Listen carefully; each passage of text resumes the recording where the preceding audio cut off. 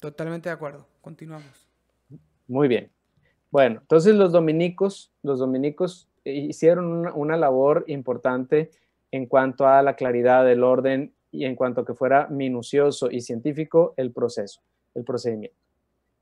Bueno, pues después de que se incorporan los métodos de tortura, y eso fue en 1243, y después de que en 1252 se emitió una bula, también el mismo Papa Inocencio IV publicó una bula en la que sintetizaba todas las disposiciones pontificias e imperiales anteriores. Él hizo una síntesis de lo que habían dispuesto los emperadores y los papas y lo concentra todo en un solo documento, que eso también es muy importante.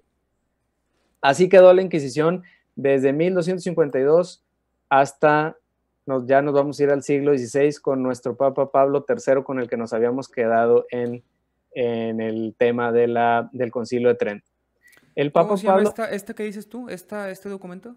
este documento se llama Ad Extirpandum. Ad Extirpandum es una bula emitida en 1252 por el Papa Inocencio IV, en el que se sintetizaban todas las disposiciones pontificias e imperiales. Alejandro IV dice. Bueno, no sé si es el mismo. No, es Inocencio Ah, IV. Inocencio IV, perdón. Sí, sí, sí. Siendo posteriormente confirmada por Alejandro IV. Sí, perdón. Pero ahí ¿Ok? ando contradiciendo.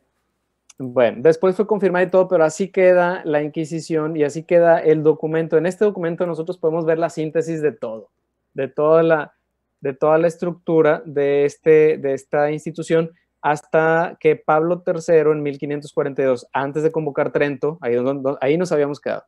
Pablo III, este papa que había tenido un proceso de conversión, él había vivido la vida bien a gusto, pero había tenido un proceso de conversión, decidió abrazar la vida eclesiástica y fue papa. Ok. E hizo varias cosas importantes, como aprobar a los jesuitas, la comunidad de jesuitas, convocar el Concilio de Trento y, ¿qué fue esa expresión? No, nada, Bueno, nada. no nos metamos en otros temas, ¿verdad? Pero bueno, no, la Compañía de Jesús hizo grandes cosas, Mauricio. Pero bueno, Ya me platicarás cuáles. ok, ha hecho y sigue haciendo grandes cosas la Sí, Compañía no, de no, Jesús. sí, sí, sí, sí, seguimos, seguimos. ¿Verdad? Bueno, seguimos. Pablo III, entonces, este papa que le da cauce a muchos de los proyectos que estaban atorados, pudiéramos decirlo así vulgarmente, estaban pendientes en la iglesia y él les da cauce. Uno de esos es renovar la Inquisición. Y él publica un documento llamado Licet ub Inicio, o Licet ub Inicio, eh, y en el que instituyó una comisión cardenalicia para combatir la herejía protestante. O Ok. sea, imagínate que la Inquisición pues tenía casi 300 años de organizada y entonces no se había actualizado, y ese momento en el que surgen las ideas de Lutero es un buen momento para reorganizar. Entonces reorganiza la Inquisición, reorganiza los tribunales locales de los obispos, establece una mayor coordinación y claridad de funciones, establece una comisión de 6 cardenales que serían inquisidores generales, los 6 cardenales, pero las decisiones de esta Inquisición iban a estar centralizadas en Roma, en el Papa, ¿verdad? Como era propio del tiempo. Igual Trento tenía un esquema muy central en el Papa y en los obispos. Igual la Inquisición centralizaba las decisiones en Roma con esta comisión de 6 cardenales inquisidores generales. Aquí ya estamos hablando entonces, dices, de 1500. Estamos hablando de 1542, un poco antes de convocar Trento, pero Ok. sí en este año se hace una renovación de la maquinaria o de la institución inquisitorial. Que venía Se le desde 1200 cigarras.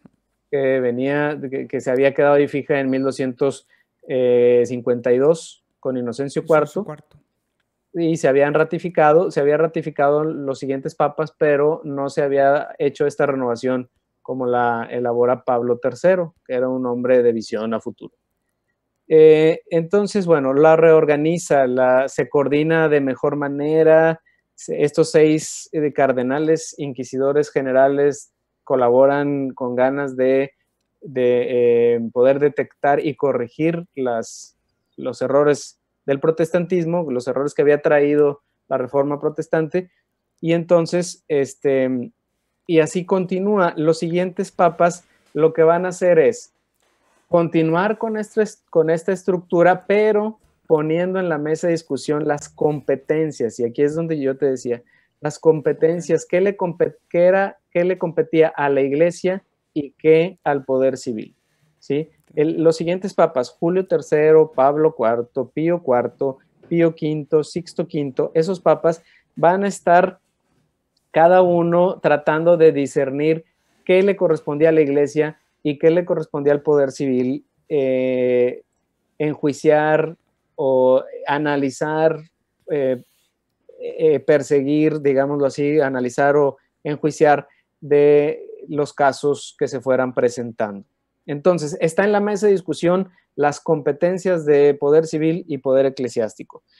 De aquí, ¿qué es lo que yo quisiera resaltar? Quisiera resaltar que bajo el pontificado de Pío IV, en 1562, se autorizó a los inquisidores a proceder contra eclesiásticos que tuvieran cargos elevados o importantes. Es decir, ya vemos un paso a otra época. Esto hubiera sido impensable en la Edad Media y en 1562 este papa dice, no, pues que la Inquisición también persiga a un eclesiástico, aunque tenga un cargo elevado. O sea, a un aunque obispo, a un cardenal, a un papa incluso. O un obispo, un cardenal, se le podía procesar igual que a cualquier otra persona. Entonces vemos ahí un paso adelante muy importante. Otro es el de Pío V. Él decretó que era importante respetar un riguroso secreto en los procesos para no irrumpir con la buena fama, con el derecho a la buena fama que tenían las personas. Si te das cuenta que ya hay una conciencia de lo que nosotros le llamamos dignidad de la persona ahora, tiene derecho a su buena fama. Bueno, aquí ya el Papa Pío V dice, tiene que haber un respeto riguroso del secreto de los procesos, tiene que haber, para que una disposición o una sentencia de la Inquisición sea válida, tiene que contar con el veredicto de 2 cardenales, no podía ser solo uno, 2 cardenales, y él también se metió a organizar la vida, cómo debía de proceder un inquisidor, cuál era el salario que se le iba a dar a un inquisidor, etc. Entonces se organiza ya con criterios nuevos esta institución, ¿verdad? Bueno, de ahí en adelante sigue así la Inquisición con estas nuevas disposiciones hasta que en 1967 el Papa Pablo VI le cambia de nombre y le pone Congregación para la Doctrina de la Fe. Ya no se llama Inquisición, se llama Congregación para la Doctrina de la Fe hasta nuestros días. Si te das cuenta, hicimos un recorrido en el que volvimos a caer en el mismo punto de alguna manera porque inició la Inquisición con la intención de corregir errores de fe, se fue metiendo en el engranaje civil, en esa colaboración con emperadores y reyes, y terminó abordando solo temas de fe, y por eso se le cambió el nombre a la Congregación para la Doctrina de la Fe. ¿Ok? Este es un recorrido breve pero claro de lo que fue la Inquisición romana, y te voy a dar el caso de un caso típico que se narra en un manual de historia, el caso típico de una persona del siglo XVI, del tiempo de la Reforma Luterana, que abordó la Inquisición. Vamos a ver el caso de un médico lombardo llamado Pietro Bresciani. Venga. Este médico, en 1540, escuchó la predicación de un fraile franciscano y le inspiraron algunos principios que decía este fraile franciscano. Este fraile franciscano tenía ideas afines a Lutero. Hablaba de la justificación solo por la fe, hablaba de la negación de la libertad o del libre arbitrio, hablaba del rechazo a las imágenes, hablaba de que en la Eucaristía no están verdaderamente el cuerpo y la sangre de Cristo, sino que son signos y recuerdos de la Santa Pasión de Cristo. Y estas ideas lo inspiraron y lo convencieron a este doctor Bresciani. Por lo tanto, él formó una pequeña comunidad luterana en Casalmaggiore. Casalmaggiore es un pueblito en Lombardía. en Italia. Forma una comunidad luterana que fue detectada por la Inquisición y fue disuelta por la Inquisición en 1547. De todas maneras, él firme en su propósito de seguir sus ideas, se va, él no fue apresado por la Inquisición, alcanza a huir y se va a Chiavenna, al noreste de Lombardía, Chiavenna, otro pueblito al noreste de Lombardía, y ahí lo recibe otra comunidad filoprotestante, otra comunidad que seguía ideas luteranas. Pero ahí se encuentra él con la triste realidad de que está muy dividida esta comunidad, que hay gente, que hay algunos piensan unas cosas, otros piensan otras, no había unidad en la doctrina que predicaban, y él mismo, este doctor Bresciani, era visto con sospecha por algunos que eran anabaptistas. Los anabaptistas son una rama del luteranismo que estaban en contra del bautismo infantil. No todos los luteranos estaban en contra del bautismo infantil. Ok. Solo una rama que se llamaban anabaptistas. Entonces, estos veían con sospecha al doctor Bresciani, que no era anabaptista, es decir, que sí aceptaba el bautismo infantil, y lo desilusiona tanta división de esta comunidad. Por lo tanto, después de un periodo de discernimiento, decide irse a Bolonia a confesar ante la Inquisición su error. Le impusieron una penitencia ligera, secreta, no fue público su caso, y regresó al catolicismo. Ok. ¿Ok? Es Entonces, un caso típico era que, o sea, no lo mataba nada más porque sí, sino él se fue, regresa, confiesa, oye, yo la regué, le ponen una penitencia que no sabemos cuál y se perdona.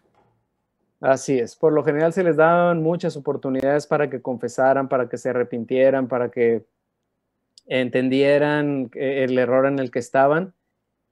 Y los casos ya de condena eran casos muy obstinados, como el que ya te había platicado yo de Giordano Bruno, la estatua que está en Giordano Bruno, un libre pensador, de la estatua que está en Campo dei Fiori en Roma. Pero bueno, no nos metamos eso, pero ese el caso de Giordano Bruno, y si lo buscas en Google, y quien nos esté escuchando y quiera saber quién fue Giordano Bruno, lo pueden buscar y pueden ver.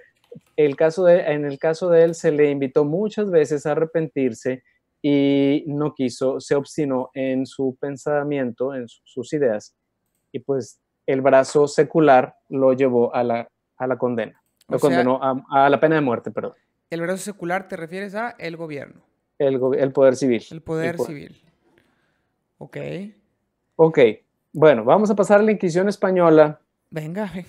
Para que luego me digas a ver si hay preguntas o algún comentario en Por aquí Facebook. todavía no hay preguntas. Ahí hay bueno. uno que otro comentario pero nada. Ok, perfecto.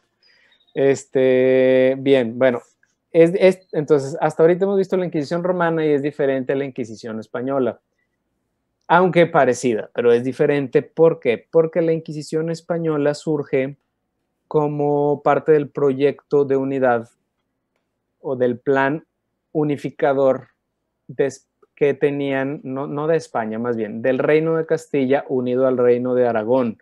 Los reyes católicos Isabel y Fernando tenían un plan unificador, unieron y aprovecharon su matrimonio para unir el Reino de Castilla con el Reino de Aragón para tener pues mayor consolidación económica y política. ¿Verdad? Okay.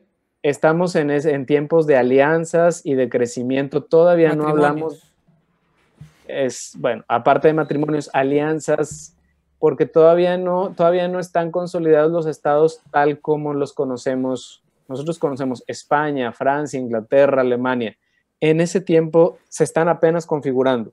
Okay. ¿Verdad? O sea, España como tal todavía no existía. Existía el Reino de Aragón, el Reino de Castilla y el Reino de Aragón, ¿verdad? Y el reino de Cataluña, creo también. Bueno, en fin, ellos tienen un plan unificador.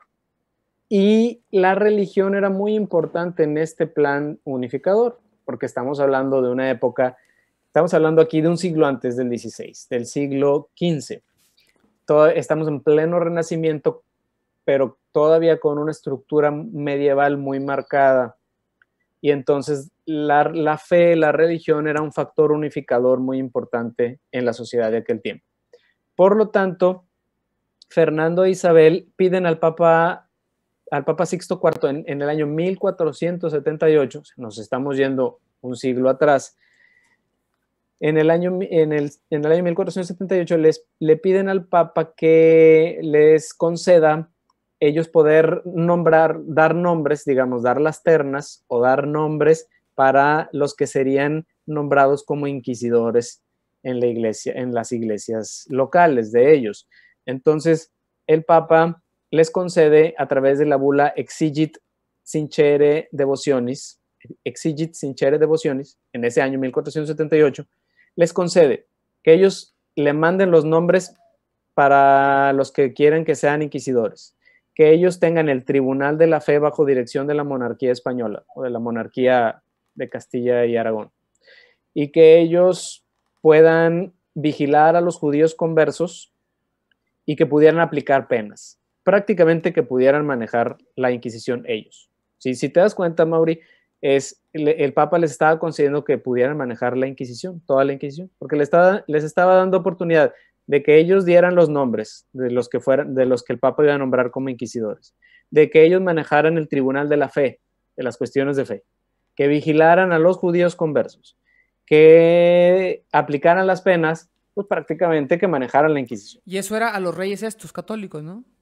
Esto era a los reyes católicos. ¿Por temas de alianzas o por qué habrá sido? ¿Por temas de poder? Porque al Papa le interesaba que el cristianismo volviera a ser la religión principal. Okay. Es decir, al Papa le interesaba que no hubiera divisiones religiosas en España, en estos reinos, ¿verdad? Tendríamos que ver la historia de la península ibérica, pero acuérdate que en la península ibérica llegaron muchos musulmanes o islámicos y judíos. Muy bien. ¿Verdad? Y Isabel y Fernando tuvieron que echar a los musulmanes, volver a reconquistar Granada, todo el sur de España, que era, o sea, lo que ahorita es España, gran parte del territorio, hasta Madrid, hasta Castilla, estaba dominado por el islamismo, ¿ok? Aparte había judíos.